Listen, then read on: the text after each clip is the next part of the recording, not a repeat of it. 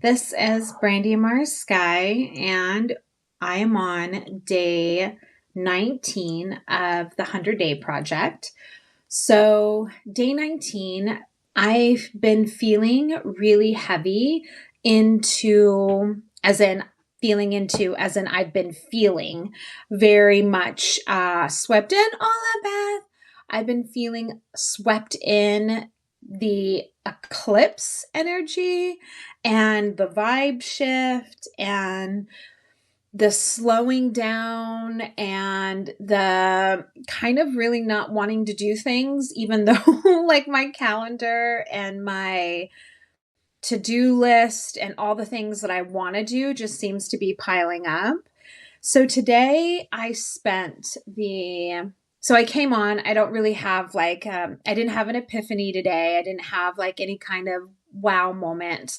What I had was just an average, creative, magical morning. And when I was getting ready to go live, I made my cup of tea. I was like, well, what am I going to talk about? And I'm like, well, the whole point of this whole thing is not to think about what to talk about. It's just going to happen naturally and organically.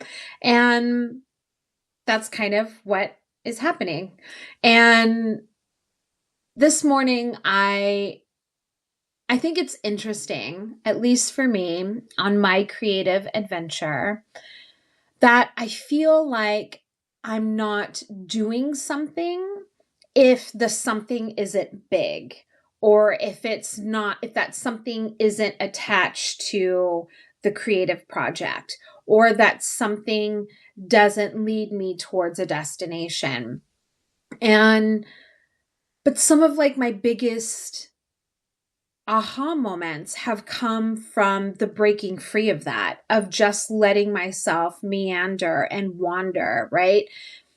I my mind immediately goes to the Tolkien quote that not all who wander are lost. That's like always been one of my favorites. I have it on a bumper sticker, on a notebook. My wife has it on a car freshener, and it was one of the things. Yeah, it's fluid. It's one of those things that I I return to again and again, that sometimes it feels like I'm meandering or I'm wandering, and that I'm somehow like losing what I came here to do, or I'm losing sight, or I'm losing focus, or I'm losing momentum. And that's not true. But it is true if I hold it as true. Does that make sense? Like, does that land? Like, it's true that I'm not going anywhere if I believe I'm not going anywhere. But if I allow myself and give myself the breath of this experience, then hola, Anita. If I give myself this breath of this experience, and I say to myself and I come to myself that it all matters and everything counts and everything is fodder for creativity and our creative well. And I think I shared that in a previous um, day's project. If I come to that in that mindset, then no matter what I'm doing, it's going to be in service to the art that I'm creating, in service to the project that I'm working on, in service to the words or the writing.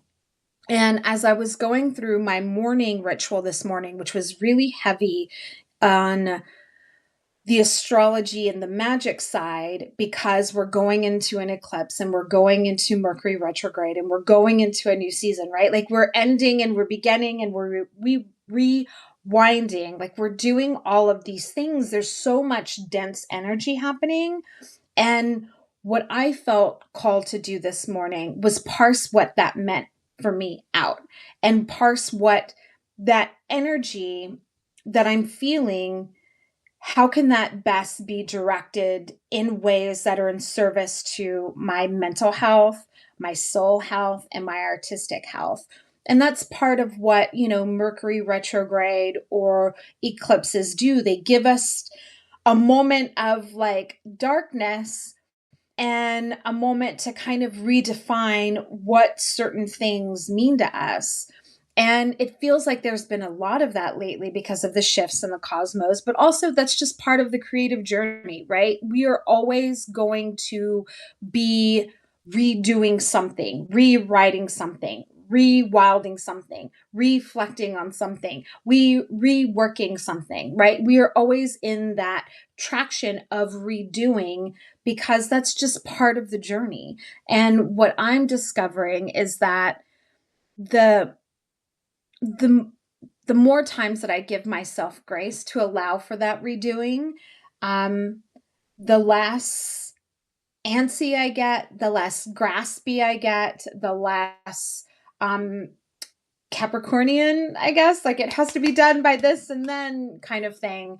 And that's been a big lesson for me on this creative adventure, particularly working in a arena of writing, which is memoir, that is new to me. You know, I've written op-eds, I've written a lot of personal essay, but it's different when you're mining your life for particular stories to then share the medicine from versus a lifetime, right? I've lived 47 years on this planet, and I'm so grateful for each and every one of them because, as many of y'all know, I had a, hola, Jessica. I had, you know, a cancer diagnosis and I'm cancer free, and all that happened last year. Like, there's so much that I'm so grateful for, but mining our lives for a story that is a tale that we want to spin for ourselves, but more so for like our people and our gente and for the service